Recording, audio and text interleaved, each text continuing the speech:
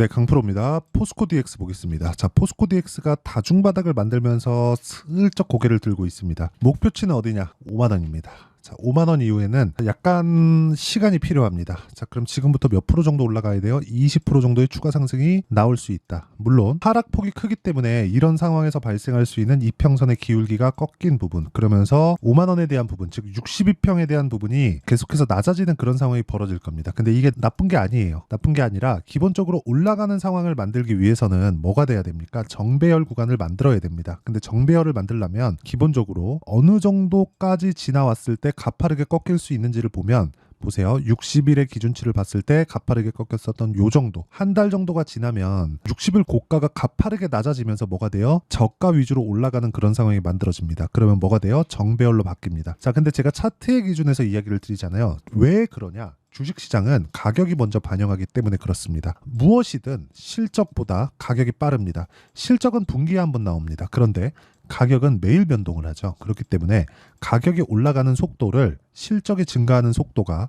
쫓아갈 수가 없다. 그리고 산업의 속도가 주가의 속도를 어떻게 쫓아갑니까? 이건 말이 안 되죠. 그래서 우리는 가격대에 대한 이해가 필요하다. 그리고 포스코 DX를 포함해서 다른 어떤 업종을 갖다 붙이더라도 우리가 보는 내용은 한 가지가 되어야 됩니다. 가격이 먼저 반영하지만 모든 종목들이 다 상승할 수는 없다. 그러기 위해서는 지금 기존의 주도주들이 어느 정도 약한 움직임을 탈 때가 와야 됩니다. 거기서 또 하나 필요한 게 있어요. 시장이 꺾이지 말아야 됩니다. 시장이 꺾이지 않으려면 어떻게 해야 되나요? 가격 부담을 가지고 있는 종목군이 없어야 돼요. 특히나 삼성전자의 가격 부담이 있는 상황이라면 시장의 조정은 100% 온다고 보시면 되는데, 지금 삼성전자의 가격대가 어떻다? 굉장히 높은 가격대에 있는 게 아닙니다. 오히려 저렴한 가격대에 있다 거죠. 물론 HBM에 대한 진출이 늦고, 그리고 이런 부분에 대한 내용으로 인해서 실적 전환점이 더디게 나온다는 점, 그리고 성장률 둔화가 나올 수 있다는 점, 이런 부분에 대한 내용이 부각돼서이기도 하지만 삼성전자가 기본적으로 패시브 자금이 원체 많이 들어오는 그런 종목이기 때문에 삼성전자의 시세가 꺾여 나가는 그런 상황이 온다면요, 시장은 박살이 납니다. 그렇기 때문에 삼성전자는 잘 안 꺾어요. 가격이 낮은 위치에서는. 하지만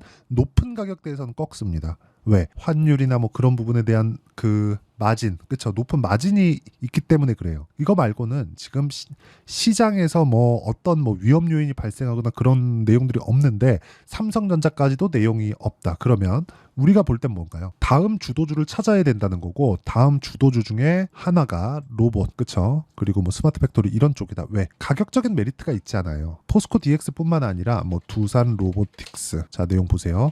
계속해서 하락하는 모습이 만들어졌잖아요. 원래 포스코 DX가 이 구간에서 올라가면 안 됐습니다. 올라가면 안 됐었는데 두산 로보틱스의 상승에 힘입어서 추가적인 상승세를 보인 거예요. 그런데 두산 로보틱스 상장 이후에도 포스코 DX는 조정 구간이 없었죠. 그 조정 구간이 없었던 것에 대한 부작용을 지금 받고 있는 거고, 그 부작용은 다 받았다고 보시면 됩니다. 그렇죠? 그러면 지금 중요한 게 뭐예요? 타점을 잡는 게 중요하다는 겁니다. 내가 가격 얼마에 잡을래? 이게 가장 중요하다는 거예요. 그러면 그 가격을 잡는 법에 대해서 제가 정확하게 사례를 가지고 이야기를 드릴게요. 자, 내용 보시면 이렇습니다. 자, YC예요. 반도체 관련주입니다. 어떻습니까? 올라가는 구간에서 매매를 꾸준하게 했을 때 20%씩 이렇게 수익을 볼 수 있는 그런 상황을 만들 수 있고, 최근에 그쵸? 뭐 재룡 산업이나 이런 종목들 굉장히 강하죠.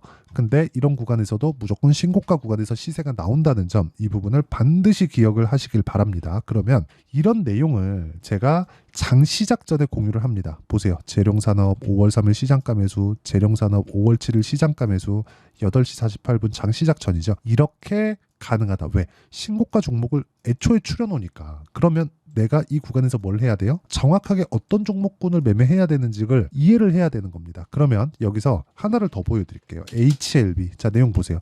올라가는 구간에서 꾸준하게 매매한 결과 어떤 상황이 되죠? 수익 구간을 만들 수 있지만 확인하고 매매해서 안정적이다. 그리고 떨어지는 걸 확인하고 매도를 했을 때도 수익 구간에 있지만 떨어지고 나서 저가를 잡으려는 노력 자체가 없다는 거고, 올라가는 상황에서 내가 꾸준하게 매매할 수 있는 환경을 만들어 놓는다. 이게 중요하죠. 포스코 DX도 마찬가지라는 거죠. 올라갈 수 있는 상황을 내가 확인하고 매매해도 늦지 않아요. 그래서 그런 부분을 제가 소통방에서 다 공유하고 있으니까 상단에 있는 전화번호로 구독 또는 10억이라고 문자 보내주시면 제가 무료로 진행하는 10억 만들기 프로젝트, 그쵸? 누구나 참여할 수 있게 제가 입장 링크를 공유해 드리도록 하겠습니다. 상단의 번호 확인해서 구독 또는 10억이라고 문자 보내주시면 되고요. 자, 그러면 어떤 종목군을 매매하는지를 다 보셨죠? 이 내용을 가지고 자, 다시 종목을 보면 너무 명확해지죠. 포스코 DX는 뭐죠? 반도체가 꺾이는 상황에서 반등을 못하는 구간에서 다중바닥을 만들고 있다. 두산 로보틱스도 크게 다르지 않다. 그렇죠? 자, 그러면 포스코 DX와 두산 로보틱스가 싼가 비싼가? 이걸 한번 보시자고요. 포스코 DX 먼저 보시죠. 여기 보면 시가총액이 얼마예요? 6조. 그쵸? 그럼 여기서 한 100% 정도 더 올라가면 2배니까 12조. 계산하기 쉽게 10조 잡을게요. 10조까지 올라갔었던 기업의 실적이 어떻습니까? 포스코 DX의 실적. 23년도의 실적. 1100억. 성장은 했죠. 근데 1100억. 2배 올랐어요. 주가는 몇 배? 거의 한 10배 이상 올랐을 겁니다. 이런 상황이 이미 나왔잖아요. 그런데도 불구하고 주가가 급락했죠. 급락한 거 맞는데 그래도 막 하한가 치고 막 그러지 않았다.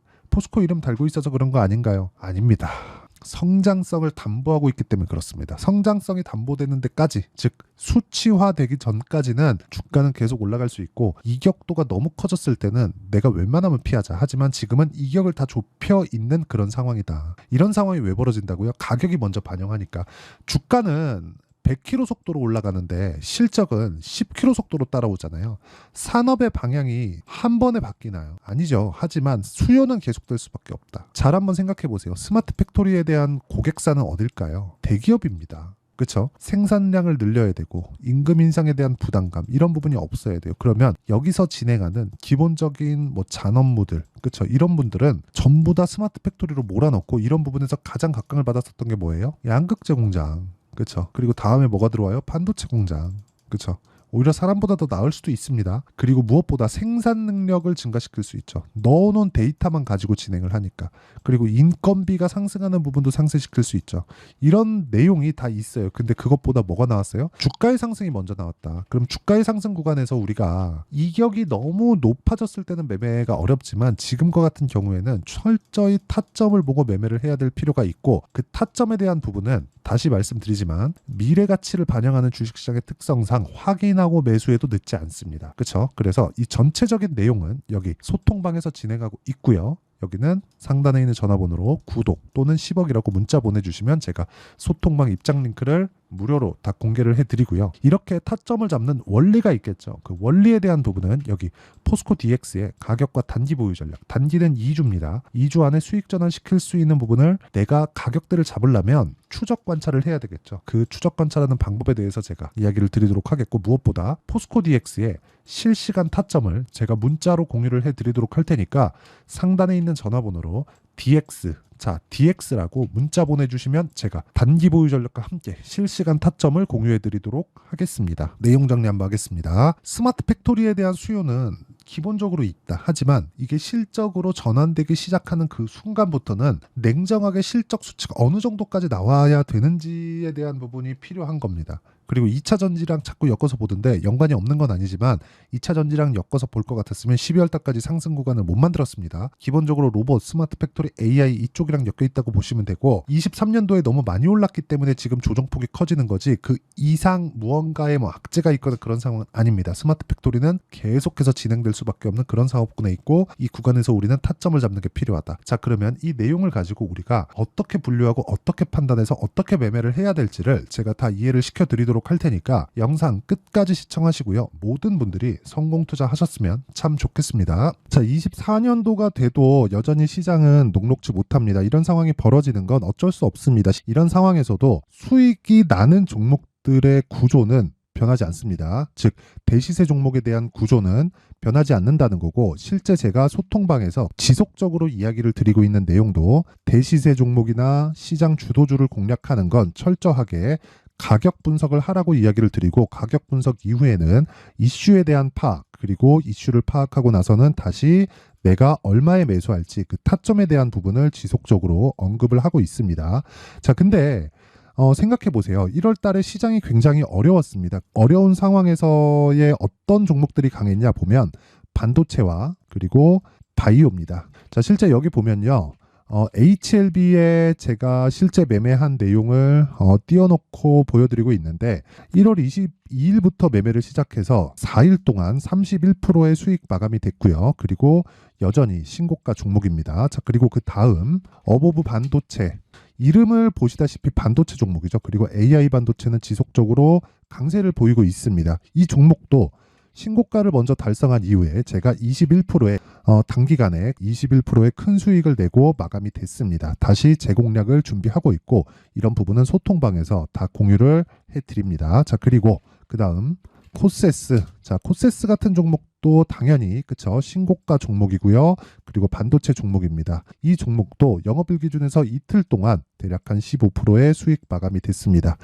내용을 한번 보시면 어떻습니까? HLB를 포함해서 뭐 30%, 20%, 뭐 15% 이런 식의 수익이 지속적으로 발생하고 있는데 이 세 종목 모두 다 신고가 종목이고 1월 달에 시장이 약세를 보이고 있는 구간에서도 강했었던 그런 종목입니다. 특징점이 하나 있는데 그 이슈에 앞서서 가격이 먼저 반영했다는 거죠. 자, 근데 그게 기업 밸류업 프로그램이라고 하죠. 그 종목들도 마찬가지입니다. 오늘은 그 부분에 대해서 이야기를 드릴 텐데 그렇게 제가 가격을 먼저 보고 이슈에 대해서 파악하는 이유는 결과적으로는 큰 시세를 먹기 위한 사전 준비 작업입니다. 실제로 큰 시세를 먹기 위해서 사전 준비 작업을 했을 때 여기 레인보우 로보틱스 127% 그리고 ISC 98% 그리고 한미반도체 97%의 큰 수익을 내는 상황을 만들 수 있습니다. 어떤 식으로 소통방에서 진행됐는지 그쵸, 그 상황을 제가 이야기를 드린 건데 이런 상황도요 당연히 신고가를 공략했을 때 가능한 겁니다.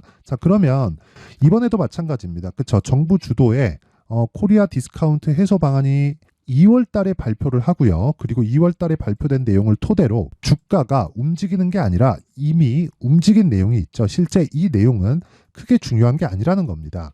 실제 움직인 내용을 보면 자, 기아차입니다. 실제로 12월 달에 신고가를 만들어 놓고 정부에서 입김을 불어 넣으니까 순식간에 기아차를 포함해서 현대차 같은 거대 기업들의 주가가 2주도 채 되지 않아서 40% 정도의 큰 시세를 냅니다. 자, 그러면 우리는 어떤 종목을 봐야 될까요? 이슈를 파악해야 되는 것도 맞지만 철저하게 가격에 맞춰서 매매를 해야 되는 게 당연히 중요합니다. 정부가 주도하는 정책 방향이 있겠죠. 그 방향에 맞춰서 우리가 종목을 찾을 필요가 있다.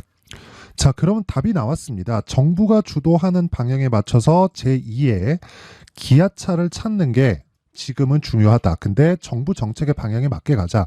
그랬을 때 앞서서 제가 보여드렸었던 내용인 여기 레인보우 로보틱스 127% 그리고 ISC 98% 그리고 한미반도체 97%와 같은 수익을 낼 수 있습니다. 물론 시간에 대한 부분은 최소 2주의 시간이 필요하고요. 그리고 최장 3개월 안에 끝내야 됩니다.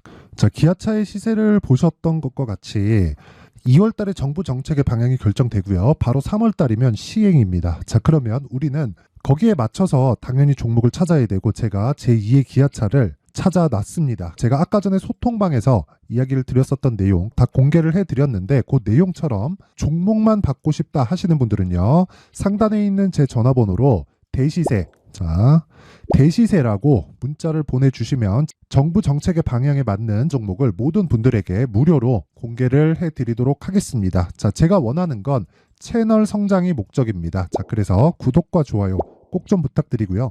모든 분들이 정부 정책에 맞는 방향으로 매매를 이어가서 큰 수익 보셨으면 좋겠습니다.